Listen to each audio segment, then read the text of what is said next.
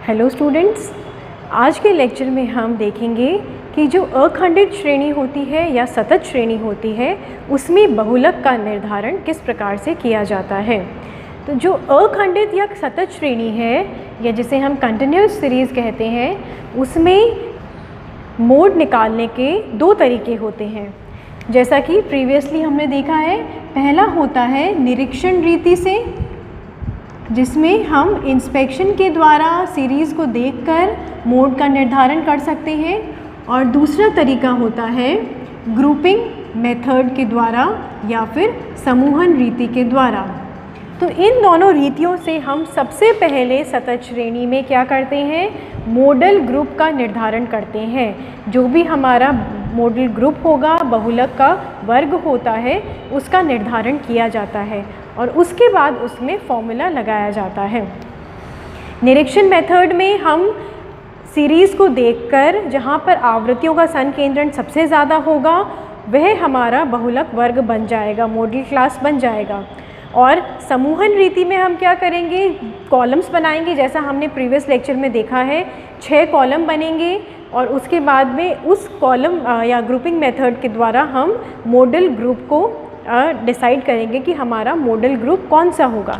जब हमें हमारा मॉडल ग्रुप मिल गया है, बहुलक का वर्ग मिल गया है, तो उसके बाद में हम फॉर्मूला अप्लाई करके उस मॉडल ग्रुप में से हमारा मोड निकालेंगे। तो इन दोनों ही रीतियों में जो हमें फॉर्मूला अप्लाई करना पड़ेगा मोड का, वो होगा Z = L1 plus delta 1 plus delta 2 into I। ये हमारा बहुलक का फॉर्मूला बनेगा।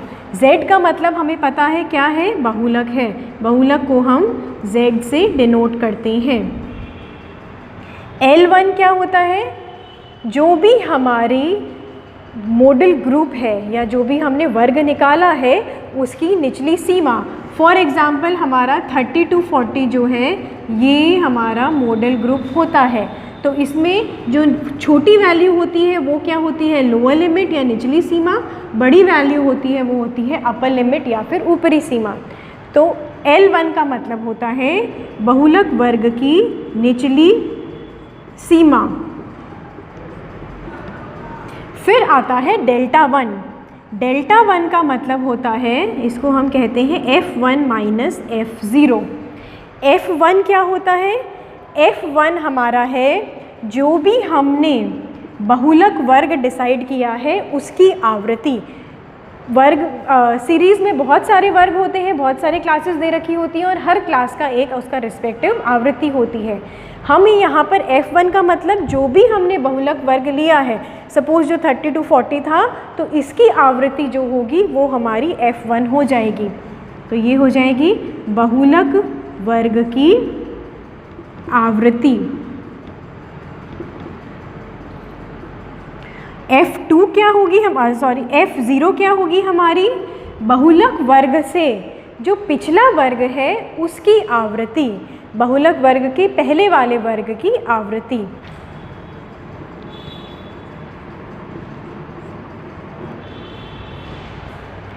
तो ये हमारा F1 और F0 होता है। डेल्टा 2 का मतलब होता है F1 माइनस F2।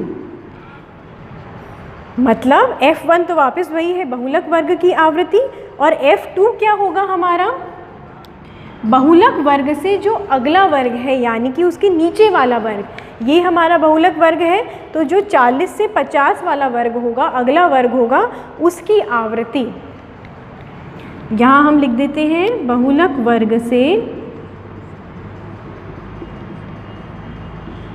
अगले वर्ग यानी जो उससे बड़ा वर्ग है उससे उसकी आवृत्ति।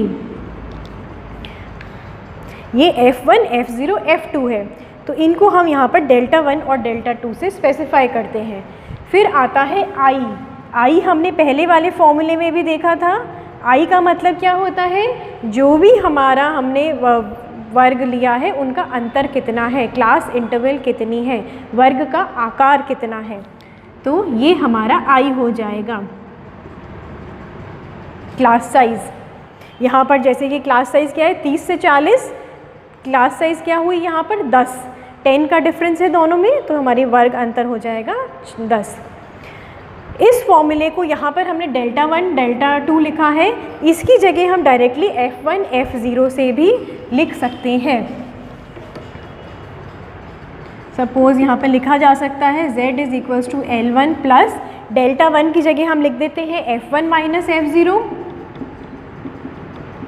डेल्टा 2 की जगह लिख दे डेल्टा 1 प्लस वापस यहाँ पर है, यहाँ हो जाएगा F1 minus F0 plus F1 minus F2 into I.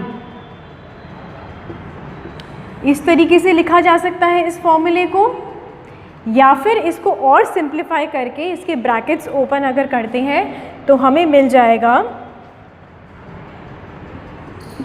Z is equals to L1 plus F1 minus F0 upon, अब अगर यहाँ पर देखें F1 minus F0 plus F1 minus F2, तो ये क्या हो जाएगा, F1 दो बार आया है तो हम यहाँ लिख देते हैं 2F1 minus F0 minus F2 into आई।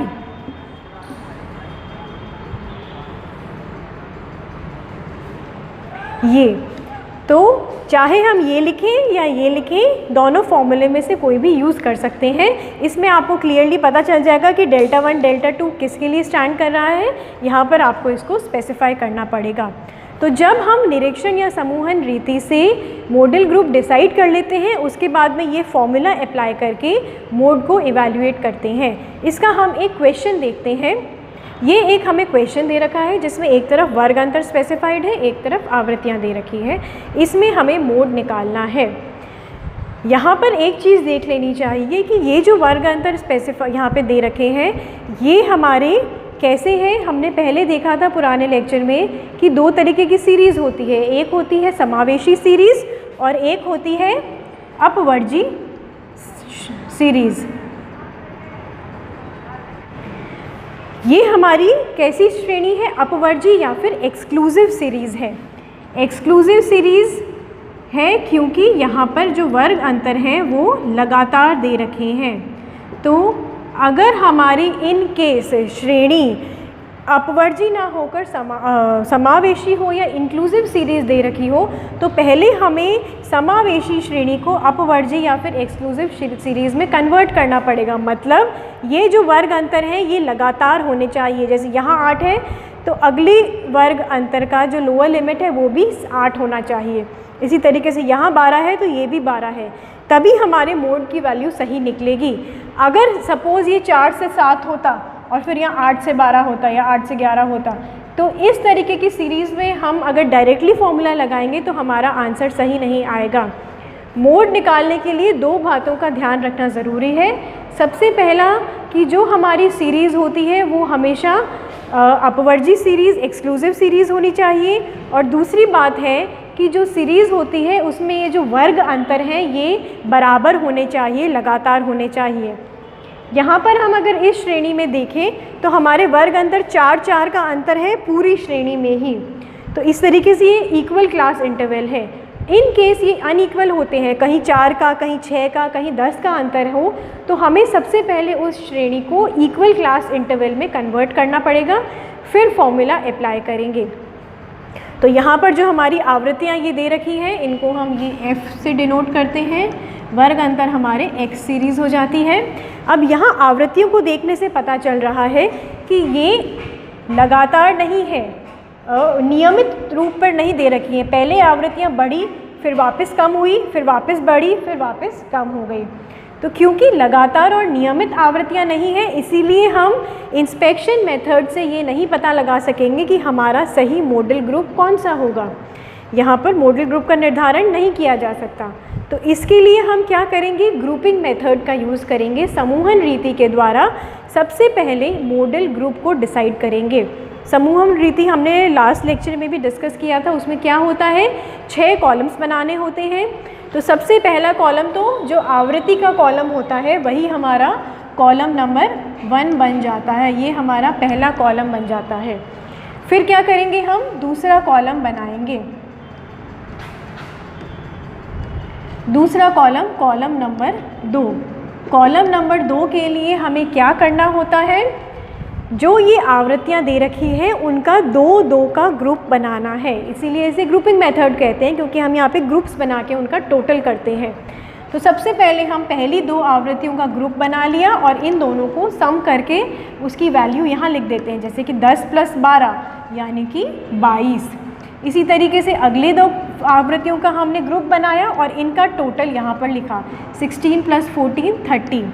फिर नेक्स्ट 2 कॉलम्स का ग्रुप बनाया, 10 + 8 = 18 और नेक्स्ट 2 का हो जाएगा 17 + 5 = 22। लास्ट वाली संख्या को हम छोड़ देंगे क्योंकि नीचे कोई वैल्यू नहीं है तो हम इसका ग्रुप नहीं बना सकते। तो इस तरीके से हमने 2-2 के ग्रुप बना लिए हैं। फिर आएगा हमारा तीसरा कॉलम। तीसरे कॉलम में भी हमें 2-2 के ग्रुप बनाने हैं। इस बार क्या करना है, पहली आवृत्ति को छोड़ देना है और दूसरी और तीसरी आवृत्ति का पहला ग्रुप बनेगा। इस आवृत्ति को छोड़ देते हैं तो दूसरी और तीसरी आवृत्ति को जोड़कर हम दूसरा हमारा जो ये वैल्यू जो है वो यहाँ लिख लेते हैं, 16 + 12 जो 28। फिर अगले 2 कॉलम का जोड़ करेंगे, 14 + 10 है, ये आ जाता है 24। फिर 8 + 17 ये आता है 25 और फिर 5 + 4 ये आता है 9। तो इस तरीके से हमने ये तीसरा कॉलम बना दिया है। चौथा कॉलम बनाएंगे। अब चौथे कॉलम में हमें क्या करना है, 3-3 को ऐड करना है, 3-3 आवृत्तियों को जोड़ेंगे। सबसे पहले तीनों आवृत्तियाँ, जो ऊपर की 3 आवृत्तियाँ हैं, इनको जोड़ा जाएगा, 10 + 12 + 16। तो ये हमारी बन जाती है 38। फिर अगली 3 आवृत्तियों को जोड़कर उसका ग्रुप बनाया जाएगा, 14 + 10 + 8 ये होता है हमारा 32।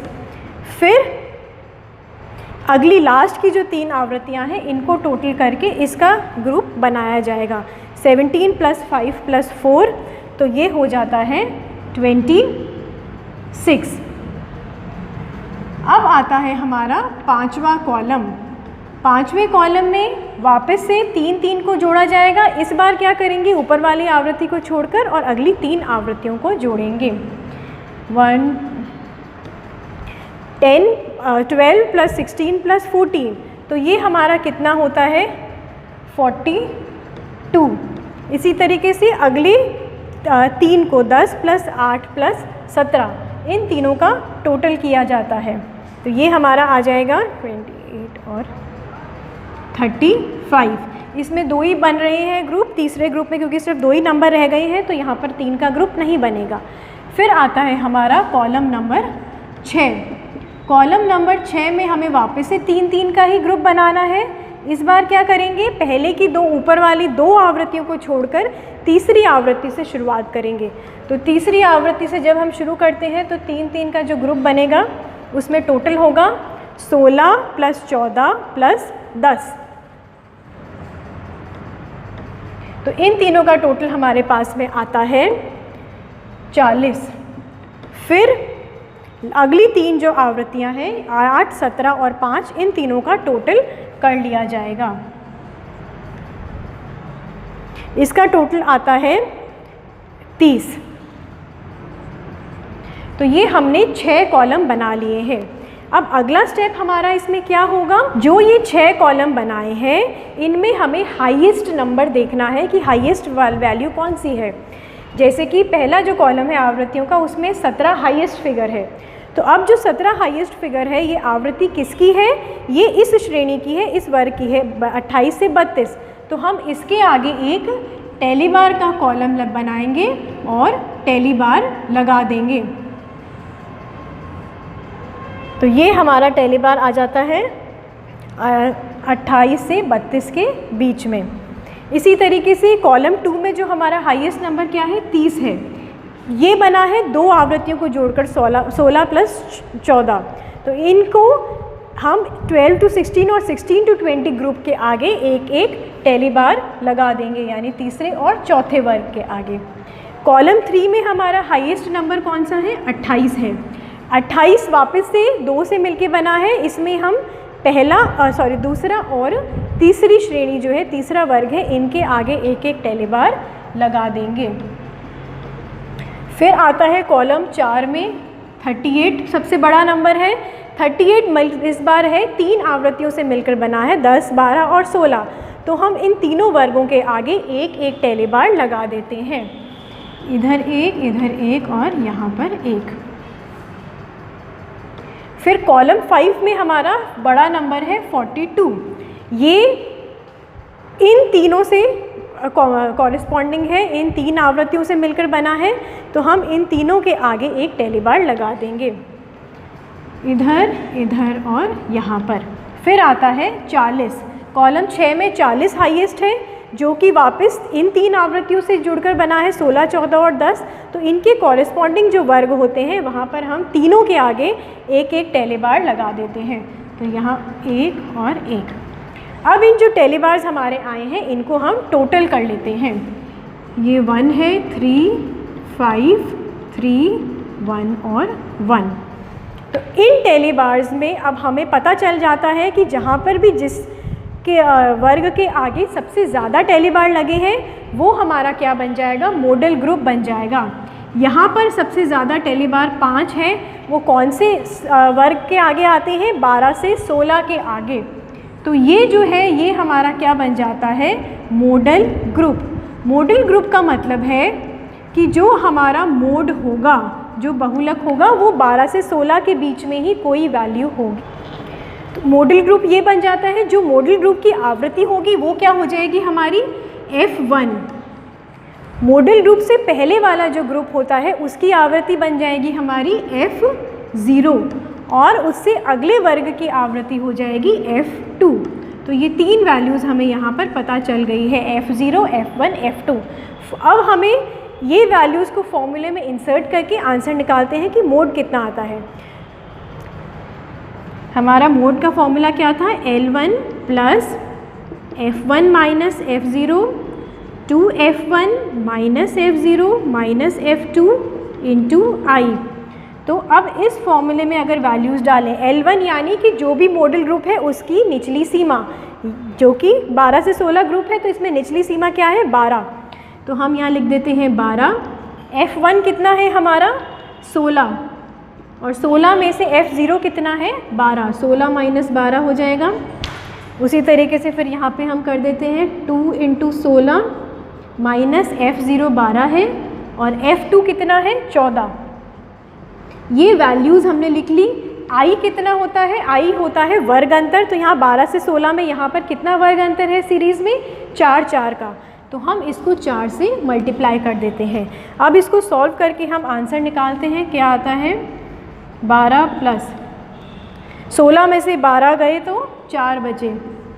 इसी तरीके से नीचे वाले की वैल्यू निकाल लेते हैं। 16 2 32, 32 माइनस 6। इसको अगर हम आगे और सॉल्व करें तो ये आता है वैल्यू इसकी 2.67 और इसका टोटल कर लेते हैं तो 14.67। तो यानी हमारे मोड की वैल्यू क्या आ रही है, 14.67। तो जो भी हमारा मोड का आंसर आया है, पहले ये देख लेते हैं कि क्या ये मॉडल वैल्यू हमारा जो मॉडल ग्रुप था उसके बीच में है कि नहीं।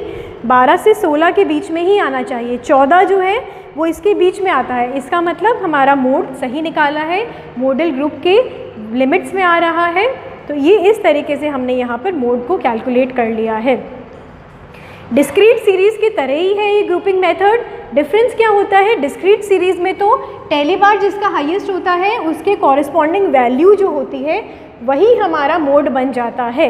लेकिन अगर सतत श्रेणी है, कंटिन्यूस सीरीज़ है, तो हमें उस ग्रुप में से एक वैल्यू जो निकालनी पड़ती है मोड की, उसमें ये फॉर्मूला अप्लाई करके वैल्यू इवैल्यूएट कर सकते हैं। तो इसके साथ ही हमारा जो मोड वाला टॉपिक है वो कंप्लीट होता है। Thank you.